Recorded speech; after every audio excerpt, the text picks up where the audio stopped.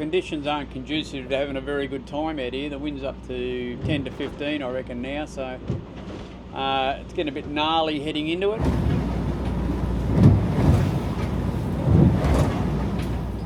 Well, it's a little bit uncomfortable out here, and I've been looking at my options. I can run back to Bundy, that'd make it nice and easy. I can try and get in the Elliot. I think that's going to be a bit ordinary. There's a bit of a shallow bar to get in there, and I think with this wind blowing in, it might be a bit hard to get in there. I'm going to get to the Burrum at the wrong time. It's going to be low tide, and I've got another 4 or 5 hours of punching into this. What I'm going to do is I'm going to set a sea anchor and just ride on this for a while and see what happens. It'll be interesting because you guys might want to know how to use a sea anchor sometime. I haven't used one for a long while, but I've got one down here and I'm going to get it out, and we're just going to set it and hang off that for a while and just see how much better or worse it is.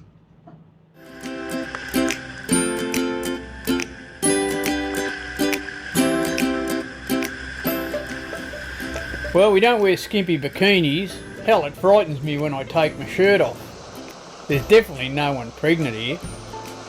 This is motor sailing for old dudes. We do live on a boat, and we do cruise extensively along the Australian coast. Join us and visit some great destinations. Learn how to look after a boat and live off grid.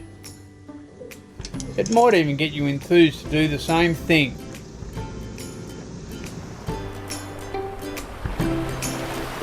Hey, stay out there till you can't. Have you got a sea anchor on your boat? Maybe not. They are a little bit expensive, but they're really worthwhile.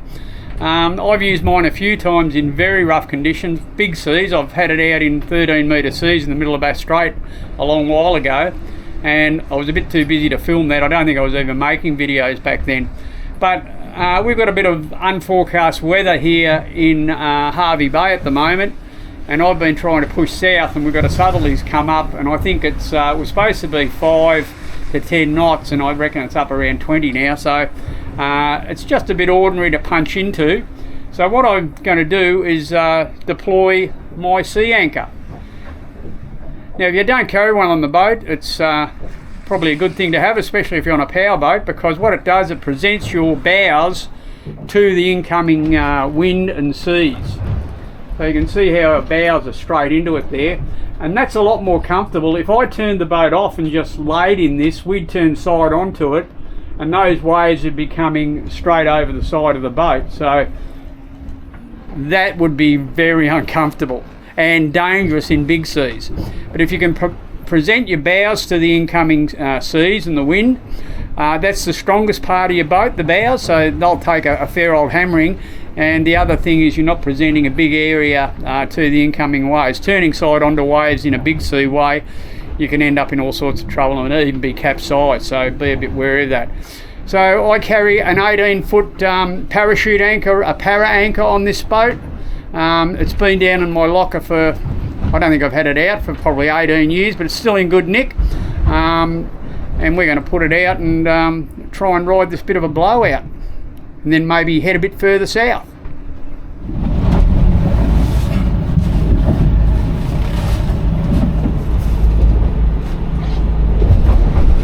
I've got to put a swivel onto the thimble on this end of the sea anchor. If you don't do that, all of the lines will end up twisted up. So by putting a swivel there, it just takes any twist out of the line. Now I keep my warp for setting the sea anchor in this locker right behind the anchor windlass. So I'll take all of this gear out.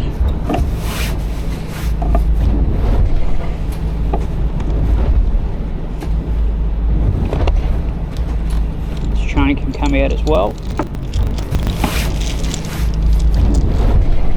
And now the warp is really ready to go out over the front of the boat. That'll flake out of there pretty nicely.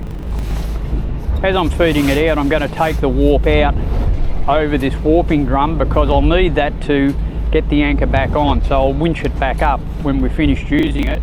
When I get it out far enough, I can then tie that off on that cleat, and that'll make it fast to the boat. The last thing we've got to do is put this thimble on the end of my warp into the swivel. That attaches the warp to the sea anchor.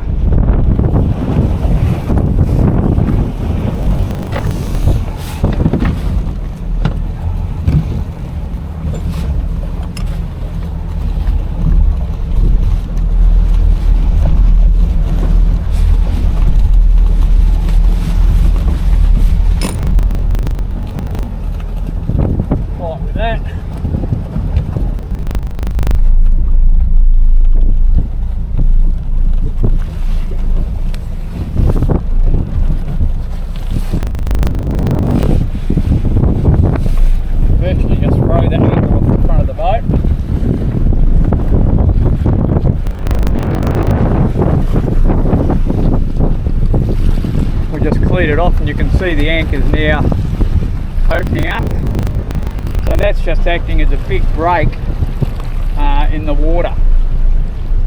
There is a lot of strain on that line, okay, it's holding your whole boat, so that line has got a lot of strain on it. Be careful that you don't get fingers caught in places like this or around here or around cleats. Keep your fingers right out of the way, because there's enough strain on that line to take a finger off, to be honest, so be really careful with it.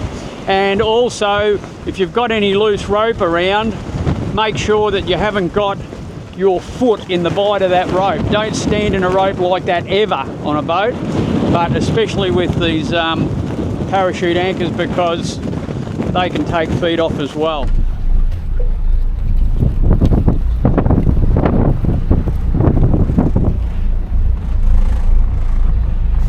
So you can see we're drifting at 0.8 of a knot.